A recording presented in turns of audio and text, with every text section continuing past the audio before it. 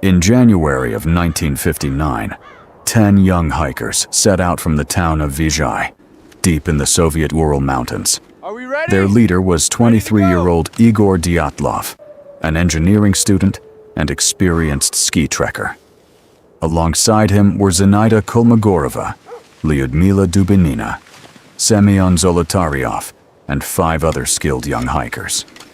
Their goal was Mount Otorten, a demanding, multi-day winter route through some of the harshest terrain in the region. 5 days into the trek, one member, Yuri Yudin, fell ill and turned back toward the village. He had no way of knowing it would be the last time he ever saw any of them alive. The remaining 9 pressed on, skiing deeper into terrain that grew colder and more remote by the hour. On February the 1st, they made camp on the open slope of a mountain called Kholat Syakhl. In the local Mansi language, the name of that mountain translates, roughly, to Dead Mountain. They pitched their tent against the slope, skis planted upright in the snow as trail markers. It should have been an ordinary, if difficult, night in the mountains, one of dozens on the route. When the group failed to send their expected message back to their sports club weeks later, concern began to grow. By February the 20th, no word had come. A search party was finally organized and sent into the mountains. What they found, when they reached that slope, was nothing like an ordinary campsite. The tent stood exactly where it had been pitched, half collapsed under a layer of fresh snow. Inside, the searchers found boots, warm clothing, food, still packed and untouched. Everything a group would need to survive a Ural winter night had been left behind.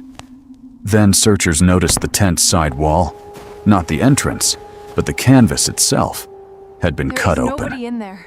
The cuts came from the inside, made in clear, deliberate strokes, as though someone had kneaded out immediately. Outside the tent, in the fresh snow, searchers found a trail of footprints leading away down the slope. Some prints were bare feet. Others were made by socks alone. None wore proper winter boots. In temperatures reported near -30 degrees, the group had left their shelter dressed for nothing at all.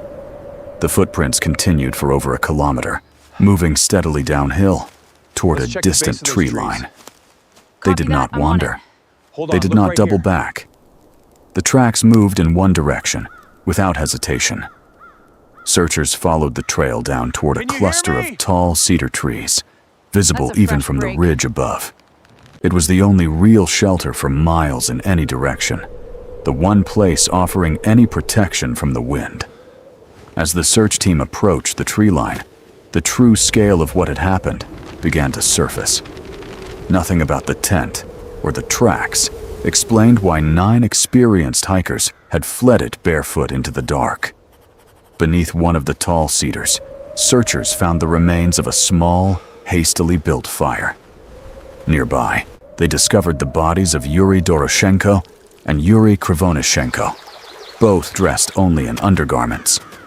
Broken branches on the cedar, high above the ground, suggested someone had climbed it, possibly to look back toward the tent. Further up the slope, roughly midway between the trees and the tent, 3 more bodies were located. Igor Dyatlov himself was among them, along with Zenaida Kolmogorova and Rustem Slobodin.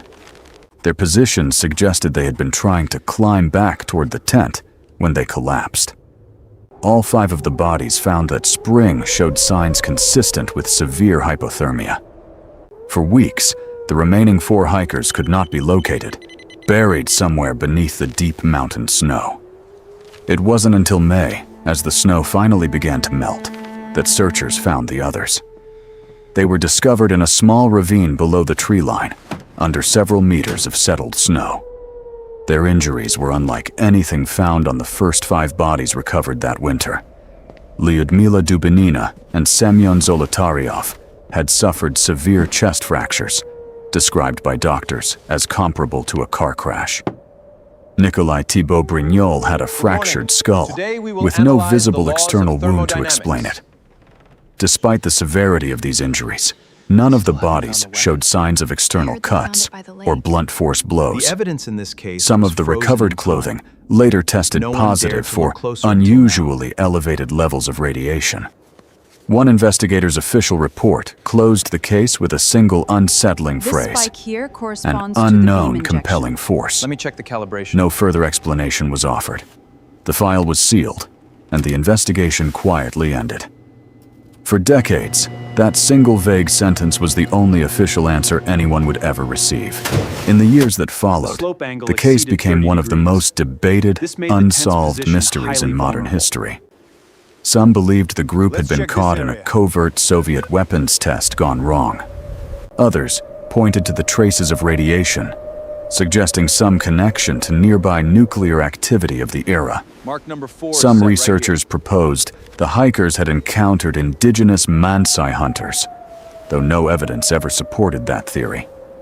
Paranormal theories emerged as well, some claiming the group had crossed paths with something the mountain itself seemed to guard. For decades, none of the leading theories could fully account for both the fled tent and the injuries found in the ravine. In more recent years, avalanche researchers proposed a new, more grounded explanation. A study published in 2021 modeled a rare, delayed slab avalanche, triggered hours after the tent was originally cut into the slope.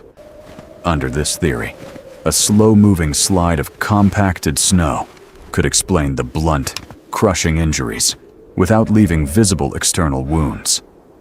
Panicked and injured, the theory suggests, the group may have cut their way out and fled toward the tree line in the dark. Unable to return to the tent in the extreme cold, hypothermia and additional injury may have claimed them one by one. Critics of this theory point out the slope's angle was relatively shallow for a typical avalanche of that kind. Others argue the specific pattern of injuries still doesn't perfectly align with what a conventional slide would produce. In 2019, Russian authorities formally reopened the case, citing renewed public and scientific interest. Investigators once again reviewed the original case file, witness statements, and physical evidence from 1959. The 2019 review ultimately supported some version of the avalanche explanation as the most likely natural cause. Even so, many independent researchers and the hikers' own surviving family members remained unconvinced. For them, too many small details, the cut tent, the missing tongue, the scattered footprints, still don't fully add up. No single theory to this day has managed to satisfy everyone who has studied the case closely. What is certain is only this: 9 people went into the mountains, and only their bodies came back.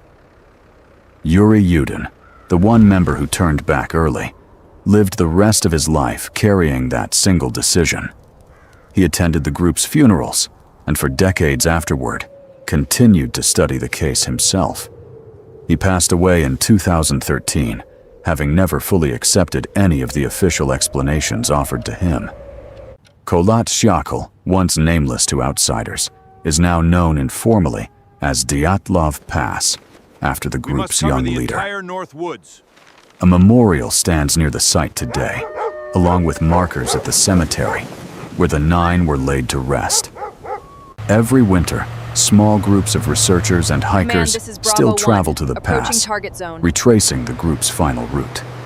Some go seeking scientific answers. Others go simply to understand what 9 ordinary people experienced in their final hours. More than 60 years later, the tent is gone. The original evidence scattered across archives and private collections. This is where we search. The mountain itself remains exactly as harsh and exactly as remote as it was on that night in February 1959. Modern science has offered its best explanation. For many, it remains only that: a best explanation, not a certainty. Looks good, the data is aligning. The question that has outlived every theory is a simple one. What made 9 experienced hikers cut their way out of safety? What made them run, barefoot, into temperatures that could kill within the hour? And why, when they were found, were some of them still trying to climb back toward the tent? More than 60 years later, the mountain has never fully answered.